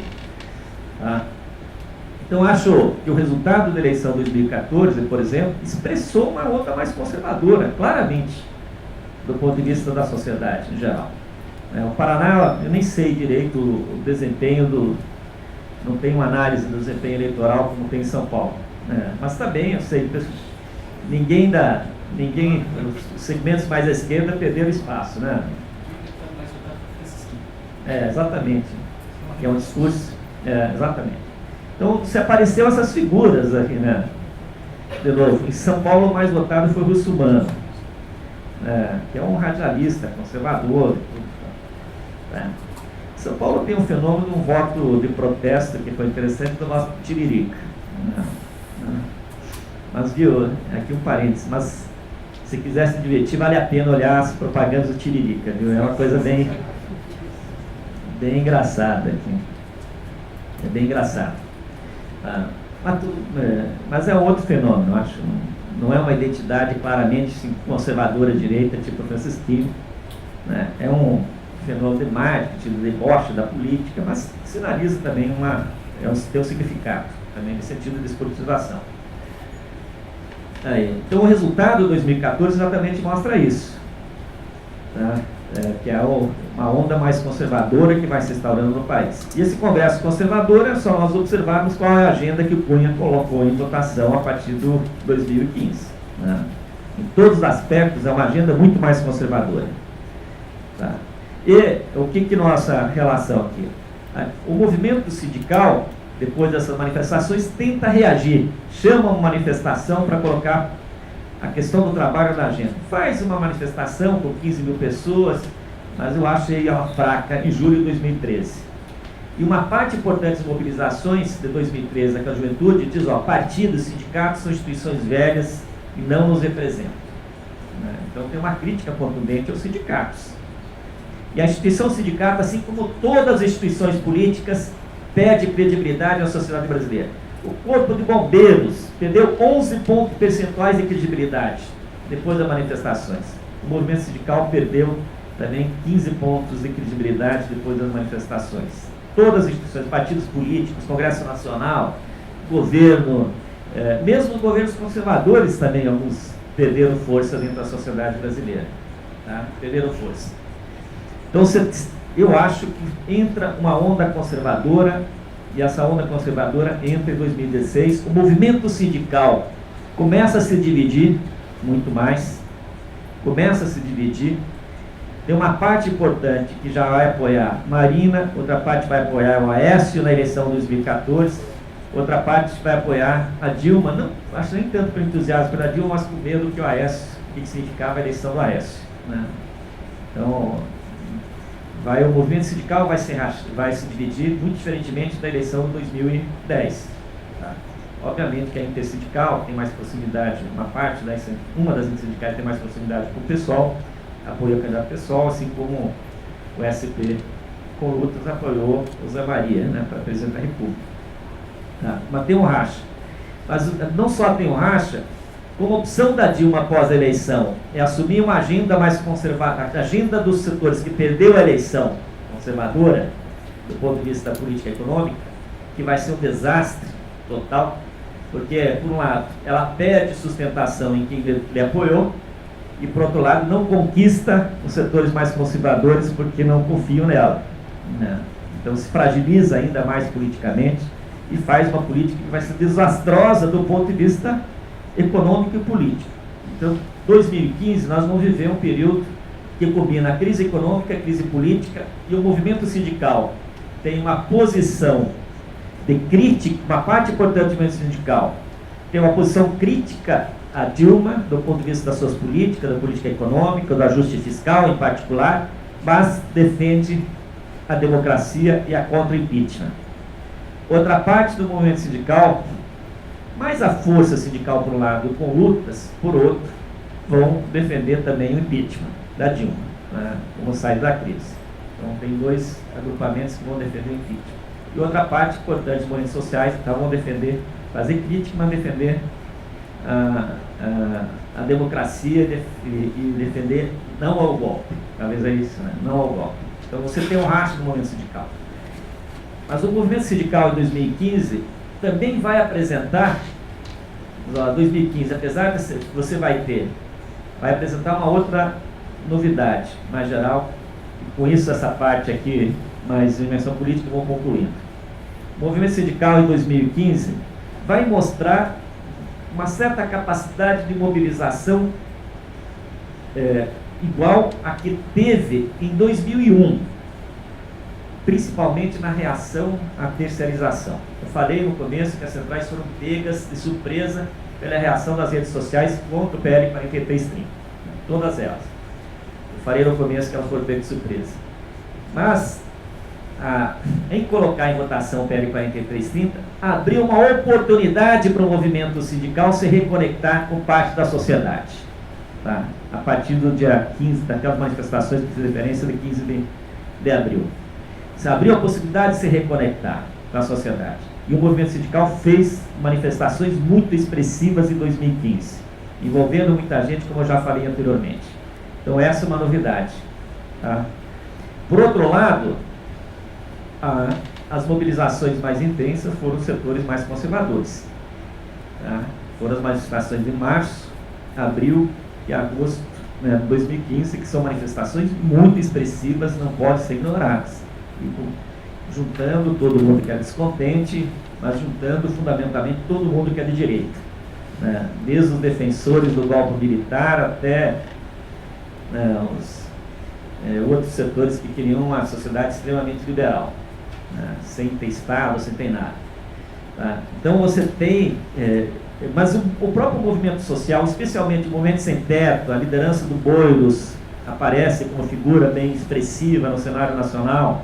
O Movimento Sem Terra, que ressurge, o movimento sindical, uma parte da CUT, CTB e outras, intersindical, consegue criar um movimento de contraposição, com mobilizações muito menores, verdade, mas faz um movimento de contraposição, né? Especialmente na coisa da terceirização, na crítica à política econômica, da ajuste fiscal, aqui que junta todos os setores, tá? Faz com isso. Ou seja, para concluir essa parte, o que quero chamar a atenção? Você tem uma onda conservadora, começa em 2013, se expressa fortemente em 2015, que perdeu uma certa capacidade de mobilização, pelo menos eu tinha pedido, no segundo semestre, quando as coisas pareciam que iam mais normalizar. Vem o Dilcídio que faz esse fato aqui, né, que aconteceu 2 dias atrás. Um parênteses aqui, deixa eu comentar isso. Esse fato aqui tem 4 coisas que me impressionou profundamente. Esse fato assim, um parênteses. A primeira coisa que me impressionou profundamente é a forma escancarada como se trata as coisas na relação. Então, ouvir esses áudios é um negócio que choca qualquer um. A segunda coisa, nem o procurador da República tem o documento da delação, mas o banqueiro tinha conseguido corromper alguém da Operação Lava Jato e já tem o documento na mão. Então, sabia antes do que a justiça. Né? Então, ou seja, aí tem toda a história dos vazamentos. Terceira coisa que chama a atenção, que mostra que o capitalismo não é dado pela competência dos indivíduos que constroem a sua riqueza. A maior competência que os indivíduos têm que ter é estar no lugar certo, se articular com as pessoas certas, porque é assim que você faz os negócios e se enriquece. E não é só aqui, é no mundo inteiro. Isso é capitalismo de dinheiro. Um colega lá fez uma tese sobre o desenvolvimento do capital dos Estados Unidos e deu o nome para a tese dele, a tese deu o seguinte nome: Barões Ladrões. Tá? Porque era só isso, corrupção também.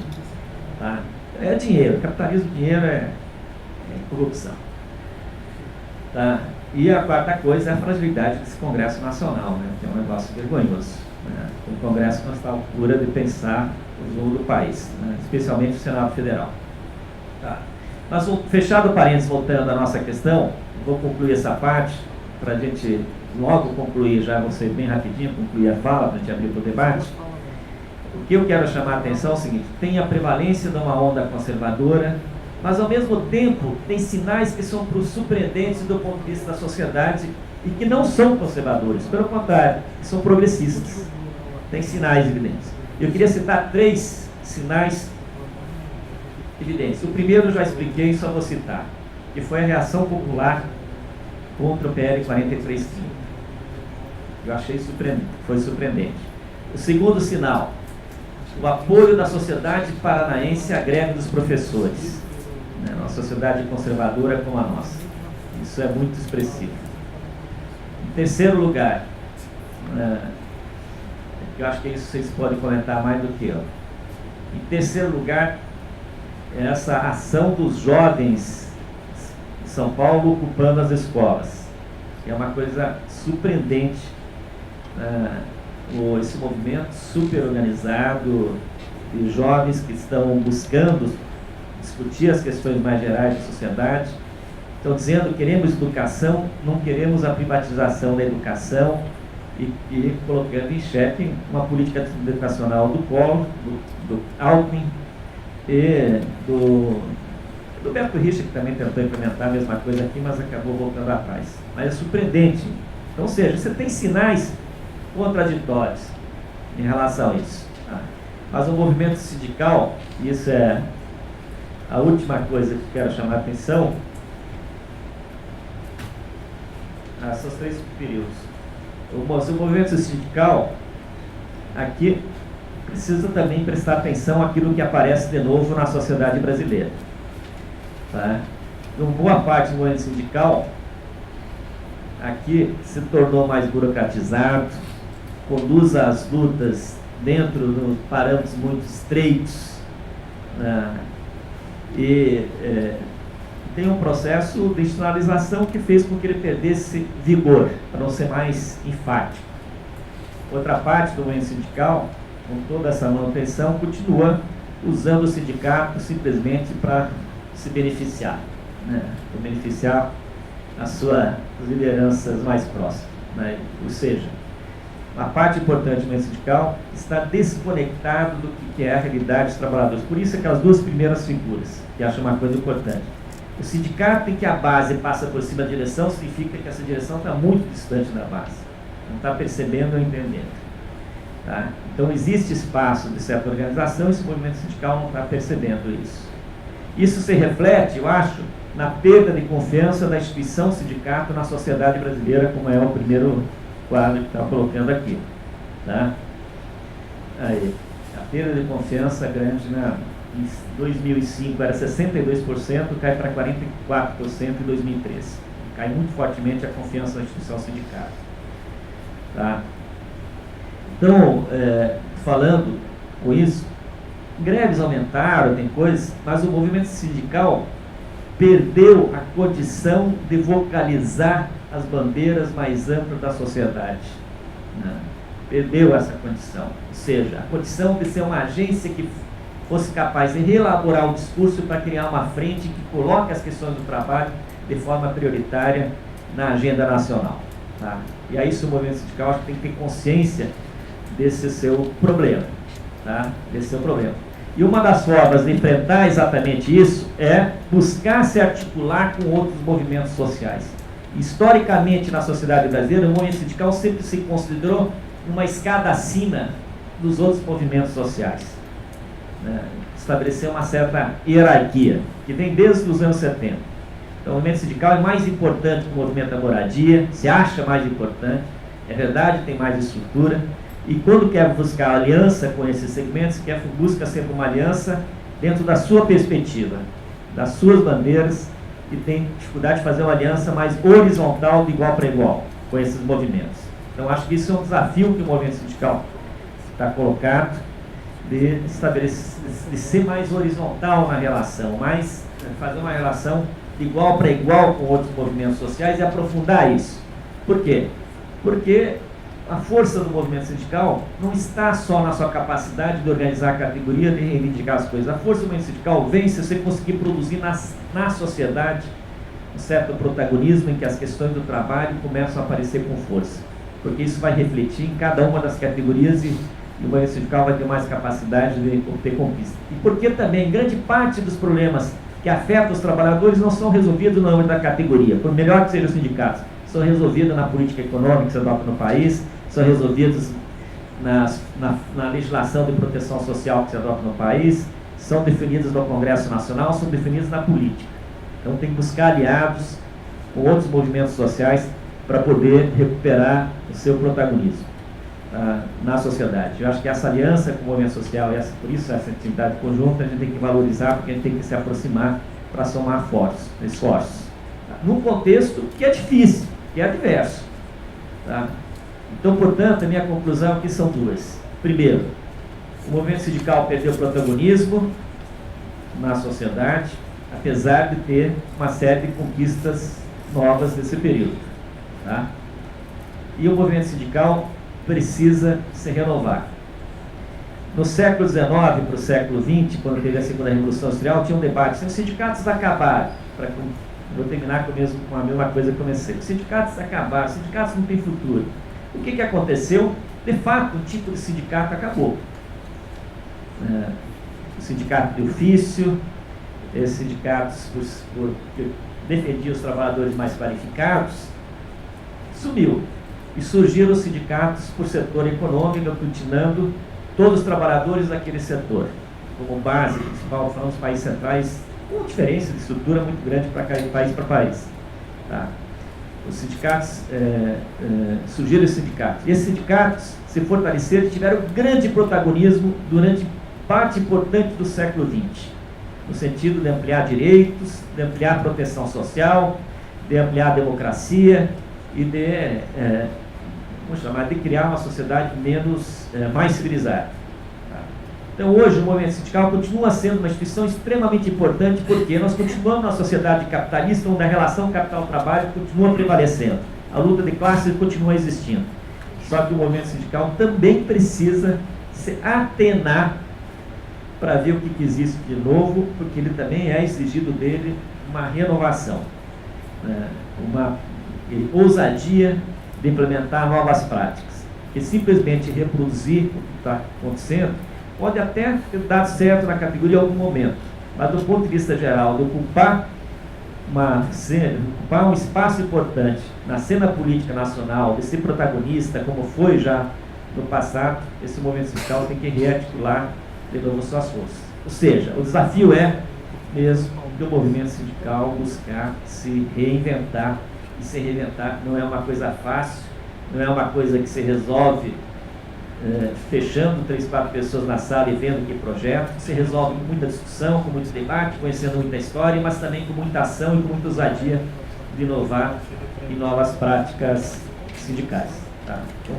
Obrigado, vamos lá para o debate.